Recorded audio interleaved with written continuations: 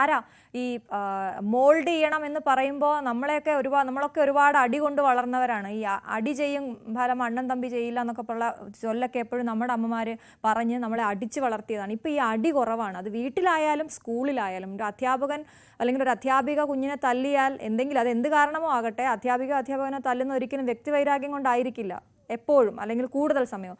അങ്ങനെ ഇപ്പോൾ ഈ അധ്യാപകർ തല്ലാൻ പറ്റത്തില്ല, ആ സമയം കുഞ്ഞിനെ അങ്ങനെ തല്ലാൻ പാടില്ല, എൻ്റെ കുഞ്ഞിനെ തല്ലരുത് എന്ന് പറഞ്ഞ് പരാതിയുമായി ചെല്ലുന്നു. അതുകൊണ്ട് അവിടെയില്ല, വീട്ടിലും ഇല്ല, കുറച്ച് സമയമേ കുഞ്ഞിൻ്റെ കൂടെ ഉള്ളൂ, ആ സമയത്ത് വഴക്കിടണ്ട എന്ന് വിചാരിക്കുന്നു. അങ്ങനെ ഒരു തെറ്റും കൂടി നമ്മൾ ചെയ്യുന്നില്ല.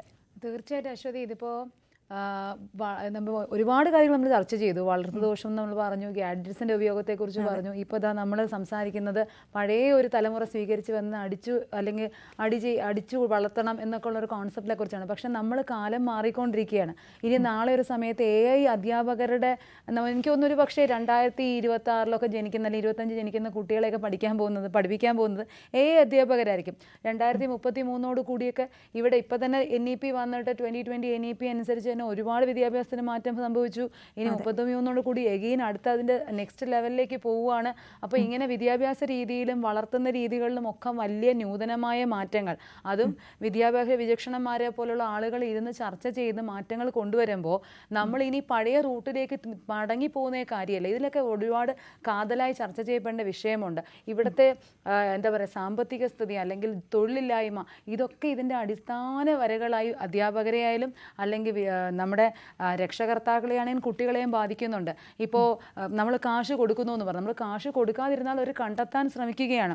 അവരുടെ നീഡ്സ് വലുതാണ്, ആഗ്രഹങ്ങൾ സാധാരണ ഏതൊരു മനുഷ്യൻ്റെയും, അത് അമ്മയാവട്ടെ അല്ലെങ്കിൽ അധ്യാപികയാകട്ടെ കുട്ടിയാകട്ടെ, അവരുടെ ആവശ്യങ്ങൾ നിരന്തരം വലുതാണ്. കാരണം ഒരു സാധാരണക്കാരന് ഇവിടെ ജീവിച്ചു പോകാനുള്ള സാമ്പത്തിക ഒരു അസന്തുലിതാവസ്ഥ ഉണ്ടല്ലോ, അത് വളരെ വലുതാണ്. തൊഴിലില്ലായ്മയെക്കുറിച്ച് നമുക്ക് കൃത്യമായിട്ട് പഠനങ്ങളുള്ളതാണ്.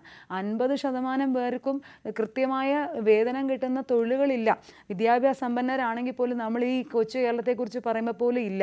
അപ്പോൾ എളുപ്പത്തിൽ കിട്ടുന്ന ഒരു കുട്ടികളുടെ ഇടയിൽ വളരുന്ന സാമ്പത്തിക സ്രോതസ്സാണ് ഈ മയക്കുമരുന്നിൻ്റെ ഉപയോഗവും അല്ലെങ്കിൽ അതിൻ്റെ കൈമാറ്റവും കൂടെ അതിൽ വഴി കിട്ടുന്ന സാമ്പത്തിക സ്രോതസ്സും.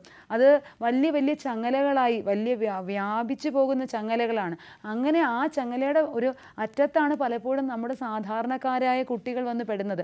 ഒരുപക്ഷെ കൂട്ടുകുടുംബ വ്യവസ്ഥ തിരിച്ചു കൊണ്ടുവന്നുകൊണ്ടോ അടി കൊടുത്തത് കൊണ്ടോ ഇതൊന്നും കൊണ്ട് ഇതിനെ മുറിക്കാൻ പറ്റില്ല. ഇതിന് ഒരുപാട് ഘടകങ്ങളാണ്. ഒന്ന്, ഇതിൻ്റെ ഞാൻ നേരത്തെ പറഞ്ഞ പോലെ ഇതിൻ്റെ സാധ്യത, കിട്ടാനുള്ള സാധ്യത, പിന്നെ മാറുന്ന ജീവിത രീതികൾ, ആവശ്യങ്ങൾ കൂടി വരുന്നു.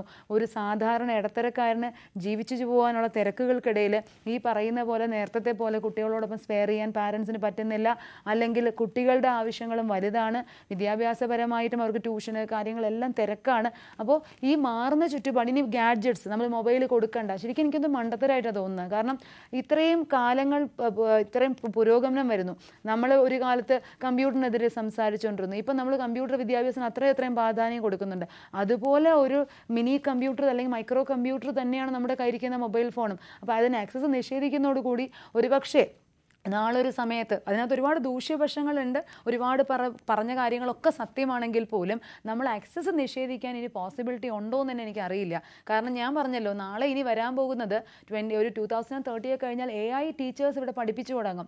അപ്പോൾ അവർക്ക് ഈ പറയുന്ന അടിയോ സ്പർശനമോ അല്ലെങ്കിൽ സെൻസ് ചെയ്യാനുള്ളതൊക്കെ എത്രമാത്രമാണ്, ഏത് തരത്തിലാണ്, അവിടെയൊക്കെ ടെക്നോളജി വൈസുള്ളൊരു എഡ്യൂക്കേഷൻ സിസ്റ്റത്തിലേക്ക് നമ്മുടെ അടുത്ത തലമുറ കുട്ടികൾ മാറുകയാണ്. പക്ഷേ ഇവിടെ എനിക്ക് മനസ്സിലാക്കാൻ പറ്റുന്നത് ഏറ്റവും അടിസ്ഥാനമായ ഒരു കുട്ടിക്കുണ്ടാവുന്ന മൂല്യബോധം, അത് വളർത്തിയെടുക്കാൻ പലതരത്തിൽ സാധ്യതകളുണ്ട്. ഈ വീട്ടിൽ നിന്ന് വരുന്ന ചില ശീലങ്ങളുണ്ട്, നമ്മുടെ തുടർന്ന് വരുന്ന, ഇപ്പം അച്ഛനമ്മമാർ ചെയ്യുന്ന ശീലങ്ങൾ. നമ്മളിപ്പോൾ രാവിലെ എഴുന്നേൽക്കുക, കുളിക്കുക, പല്ല് തേക്കുക എന്ന് പറയുന്ന പോലും നമ്മുടെ വീട്ടിൽ നിന്ന് പഠിച്ചതാണ്. നമ്മുടെ ശുചിത്വം നമ്മുടെ വീട്ടിൽ നിന്ന് പഠിച്ചതാണ്. അതുപോലെ വളരെ പ്രാഥമികമായ പഠനത്തിൻ്റെ ഭാഗമായിട്ട് നമുക്കൊരു സിസ്റ്റം കൊണ്ടുവരാം. ഞാൻ കല കൈകാര്യം ചെയ്യുന്ന ഒരാളാണ്. ഒരു കലാകാരി അല്ലെങ്കിൽ കലാകാരനായ വ്യക്തിക്ക് കുറച്ച് ഒരു പേഴ്സണൽ ഡിസിപ്ലിൻ ഉണ്ടാവാറുണ്ട്. പലപ്പോഴും നമ്മൾ ഇഷ്ടമുള്ളൊരു കാര്യം ചെയ്യുമ്പോൾ നമ്മളെക്കുറിച്ച് ബോധവാനായിരിക്കും. ആ ഇഷ്ടത്തിന് വേണ്ടി നമ്മളൊരു റെസ്പോൺസിബിൾ പേഴ്സണായി മാറും. നമ്മളൊരു വളരെ നമ്മൾ തന്നെ സ്വയം ക്വാളിറ്റിയുള്ളൊരു പേഴ്സണായി മാറും. കാരണം നമുക്കൊരു അതിലൊരു കമ്മിറ്റ്മെൻ്റ് ഉണ്ട്, നമുക്ക് കുറേ ലക്ഷ്യങ്ങളുണ്ട്. ഒരു ചിത്രകാരനാവട്ടെ, ഒരു പാട്ടുകാരനാവട്ടെ, അല്ലെങ്കിൽ ഒരു നർത്തകിയാകട്ടെ. അപ്പോൾ അവിടെയൊക്കെ അവനെ ലഹരി പിടിപ്പിക്കുന്ന മറ്റൊരു രസകരമായ ഒരു കോമ്പോണൻ്റ് വന്ന് ചേരുമ്പോൾ, കല പോലൊരു കോമ്പോണൻ്റ് വന്ന് ചേരുമ്പോൾ, അല്ലെങ്കിൽ ഈവൻ വിദ്യാഭ്യാസത്തിൽ പോലും രസിക്കാൻ പറ്റും. ചില കുട്ടികൾക്ക് പഠിക്കുന്നതിൽ ഒരു കൗതുകത്തോടു കൂടി പല പരീക്ഷണങ്ങളൊക്കെ നടത്തി ചെയ്യുന്നവരുണ്ട്. അപ്പോൾ അത്തരത്തിൽ ഏതെങ്കിലും രീതിയിൽ കുട്ടികൾക്ക് ശരിക്കും ഇൻവോൾവ് ചെയ്യാൻ പറ്റുന്ന, അതാണ് എനിക്ക് തോന്നുന്നു പുതിയ NEP-യിലൊക്കെ പറയുന്നതും, കുട്ടിയുടെ ഇഷ്ടത്തിനനുസരിച്ചുള്ള വിദ്യാഭ്യാസ രീതികൾ. ഇതൊക്കെ അല്ലെങ്കിൽ നമ്മൾ ഇന്ന് പറയുന്ന Indian traditional system of learning, knowledge system, Indian knowledge സിസ്റ്റത്തിനൊക്കെ വളരെയധികം പ്രാധാന്യം വരികയാണ്. അപ്പോൾ അവിടെയൊക്കെ ഈ കുട്ടിയെ ഇൻവോൾവ് ചെയ്യിപ്പിച്ചുകൊണ്ട് കുട്ടിയുടെ മനസ്സിൻ്റെ സന്തോഷങ്ങൾക്കും കുട്ടികളുടെ സമയം എൻഗേജ് ചെയ്യാനും മൊബൈൽ ഫോണിനും അപ്പുറത്തേക്ക് തീർച്ചയായിട്ടും താര, അത് വ്യക്തമാണ് താങ്കളുടെ പോയിന്റ്.